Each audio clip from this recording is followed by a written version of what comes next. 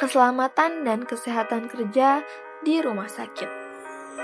Menurut Permenkes nomor 66 tahun 2016, K3RS merupakan segala kegiatan untuk menjamin dan melindungi keselamatan dan kesehatan bagi sumber daya manusia rumah sakit, pasien, pendamping pasien, pengunjung, maupun lingkungan rumah sakit melalui upaya pencegahan kecelakaan kerja dan penyakit akibat kerja di rumah sakit. Ruang lingkup pelayanan berdasarkan Permenkes nomor 66 tahun 2016 tentang K3RS mencakup kegiatan di bidang manajemen risiko K3RS, keselamatan dan keamanan di rumah sakit, pelayanan kesehatan kerja, pengelolaan bahan berbahaya dan beracun dari aspek K3, pencegahan dan pengendalian kebakaran, pengelolaan prasarana rumah sakit dari aspek K3, pengelolaan peralatan medis dari aspek K3, kesiapsiagaan menghadapi kondisi darurat atau bencana. Sasaran dari kesehatan kerja di rumah sakit yaitu pengelola dan karyawan rumah sakit, sedangkan tujuan dari K3RS yaitu terciptanya lingkungan kerja yang aman, sehat dan produktif untuk pekerja, aman dan sehat bagi pasien, pengunjung, masyarakat dan lingkungan sekitar rumah sakit, sehingga proses pelayanan di rumah sakit berjalan baik dan lancar. Bahaya potensial di rumah sakit, yang pertama ada bahaya fisik seperti dari radiasi, suhu, kemudian bahaya kimia seperti dari klorin dan lainnya, kemudian bahaya biologi seperti dari virus, HBsAg, B20, bakteri dan lainnya, kemudian bahaya ergonomi seperti posisi statis, mengangkat dan mendorong, kemudian bahaya psikososial dari beban kerja, stres dan lainnya, dan bahaya mekanik seperti tertusuk jarum. Bahaya yang selanjutnya itu bahaya listrik, sengatan listrik dan lainnya, kemudian yang terakhir ada limbah di rumah sakit. Ada yang medis maupun non-medis. Manajemen bahaya potensial atau risiko K3RS wajib dilaksanakan secara menyeluruh di rumah sakit untuk meminimalkan risiko sehingga tidak menimbulkan efek buruk terhadap keselamatan dan kesehatan SDM rumah sakit, pasien, pendamping pasien, dan pengunjung. Tahapan yang dapat dikembangkan yaitu penentuan konteks kegiatan yang akan dikelola risikonya, identifikasi bahaya potensial, analisis risiko, evaluasi risiko, pengendalian risiko, komunikasi dan konsultasi, dan yang terakhir pemantauan dan telaah ulang terhadap fasilitas maupun lingkungan. Upaya penyediaan peralatan keselamatan kerja di rumah sakit yang dilakukan dalam rangka mencegah terjadinya kecelakaan kerja yaitu dengan menggunakan alat pelindung diri. Adapun jenis alat pelindung diri sebagai berikut.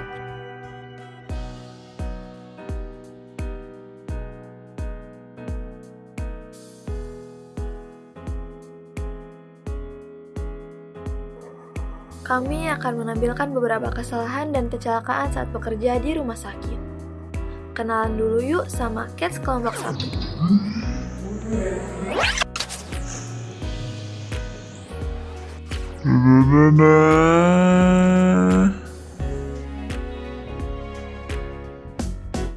Ya, Assalamualaikum warahmatullahi wabarakatuh. Waalaikumsalam warahmatullahi wabarakatuh. Usianya 6 tahun dengan keluhan demam 3. Apa sih bilangnya udah lumayan gak sesak, jadi udah berkurang itu sesaknya.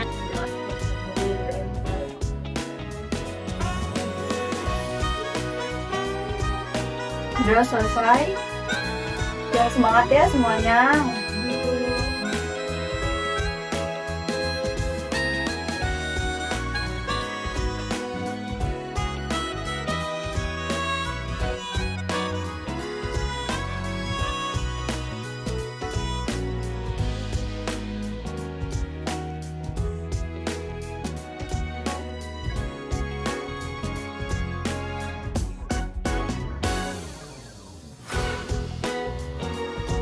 Part 1.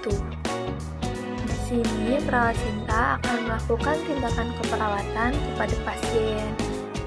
Yuk kita simak apa ya kesalahan yang dilakukan perawat cinta di sini. Ada tanda silangnya. Kenapa ya? Yuk kita simak.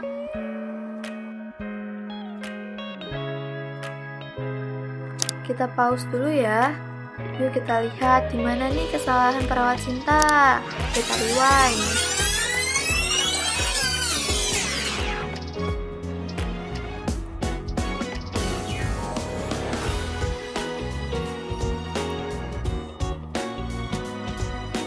mencuci tangan 6 langkah, langkah selanjutnya yaitu memakai sarung tangan. Ini adalah cara yang benar agar tidak terinfeksi oleh penyakit yang diderita oleh pasien dan meminimalkan kecelakaan kerja dari penyakit di rumah sakit.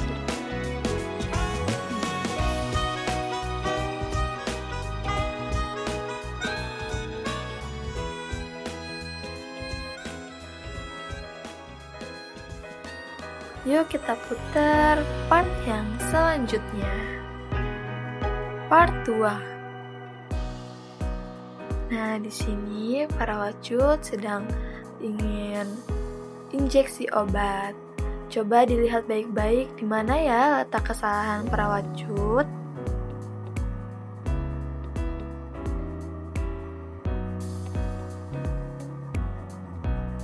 Nah, ada tanda silangnya tuh. Kita pause ya. Yuk kita lihat di mana kesalahannya. Kita rewind dulu dan kita lihat bagaimana yang benar.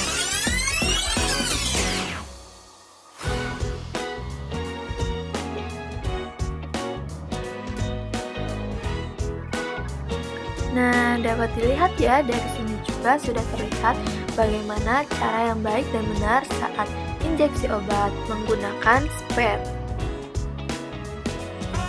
Betul, menggunakan one hand, prinsip one hand agar tidak tertusuk. Kemudian part 3. Di sini perawat Hilda membuang sampah. Waduh, ada tanda silangnya tuh. Di mana ya letak kesalahannya? Yuk kita rewind. Kita lihat dan bagaimana cara yang benar. Nah, betul tuh. Spade kita masukkan ke safety box, tempat untuk membuang benda tajam. Part 4. Di sini perawat Rose dan perawat Sila memindahkan pasien dengan mendorong bed. Namun kaki perawat Rose terlindas oleh roda bed. Gimana ya cara yang baik agar tidak terlindas oleh roda bed? Mari kita rewind dan kita lihat cara yang benar. Nah, cara yang benar untuk mendorong bed yaitu dari depan bed, jangan dari samping agar tidak terlindas. Part 5. Di sini, perawat Salsa sedang mengambil darah pasien HIV. Aduh, bahaya nih. Kita simak yuk.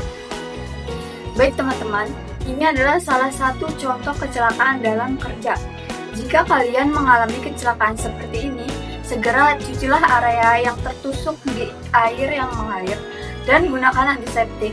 Setelah itu, segeralah lapor ke PPI untuk ditindaklanjuti.